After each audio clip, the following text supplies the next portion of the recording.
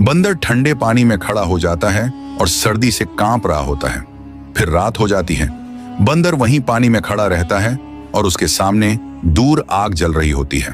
बंदर उसे देखकर कहता है, सुबह होगी मैं हाथ सेकूंगा, सुबह होगी मैं हाथ सेकूंगा। वह यही बात करता रहता है और फिर सुबह हो जाती है। तभी वहां शेर खान आता है। शेर खान उससे कहता है, तुमने यह शर्त पूरी कर ली, चलो बाहर आ जाओ। बंदर बाहर निकलकर खड़ा हो जाता है। तभी शेर सिपाही बंदर से पूछता है, और सुनो सिपाही बंदर, इस बंदर ने रात इस ठंडे पानी में कैसे गुजारी? बंदर कहता है, महाराज मुझे तो पता नहीं, पर रात को यह एक ही बात कर रहा था पानी में खड़े होकर।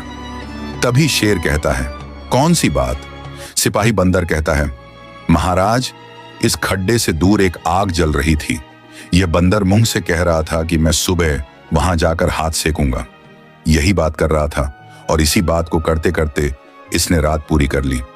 तभी शेर राजा कहता है, अच्छा तो ये बात है, तो इसने चीटिंग की है। तभी बंदर कहता है, महाराज आपने मेरे साथ वादा किया था कि अपनी बेटी का रिश्ता और आधी सल्तनत दोगे जिस पानी में मैं एक रात गुजारूंगा। महाराज मैंने गुजार ली है, अब मुझे अपनी शर्त के मुताबिक सब दीजिए। तभी शेर कहता है, नहीं, मैं तुझे कुछ नहीं देने वाला, तुझे फटी कौड़ी भी नहीं दूंगा। तभी बंदर कहता है, क्यों महाराज?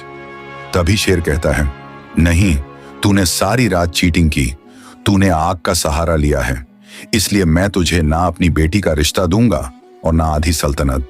भाग जाओ यहां से। तभी बंदर वहां से रोता हुआ उदास होकर जा रहा होता है और सीधा अपनी मां के पास पहुंचता है। मां उससे कहती है, बेटा क्या हुआ, क्यों रो रहे हो?